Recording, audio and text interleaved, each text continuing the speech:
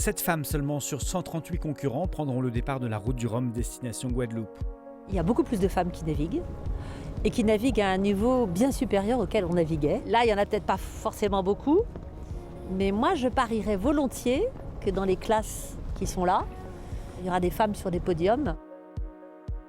Je parierais volontiers qu'en IMOCA, il y ait une femme qui gagne. Donc je regarde tout ça donc de manière assez positive finalement, en me disant que ça va plutôt dans le bon sens.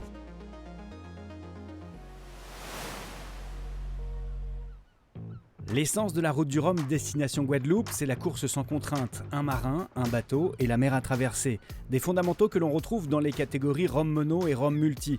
Des bateaux de 8 à 22 mètres, des bateaux récents ou vintage, ne rentrant pas dans les classes standardisées de la course au large. C'est là que se frottent des amateurs chevronnés avec les grands noms de la voile.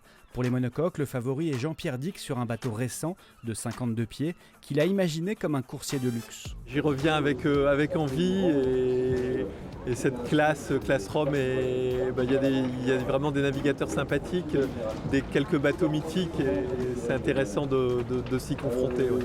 Derrière Dick, on assistera à une course aux couleurs sépia. Arnaud Pénarin à la barre de Penduic 3, monocoque de 1967. Wilfried Clerton sur Critère 8, un bateau qui participera à sa 6e route du Rhum. En multicoque, c'est la piste aux étoiles. Philippe Poupon sur l'ancien Pierre Ier de Florence Artaud devrait être le plus rapide, quand Roland Jourdain, Marc Guimau et Gwen Chapalin navigueront sur des catamarans de course croisière.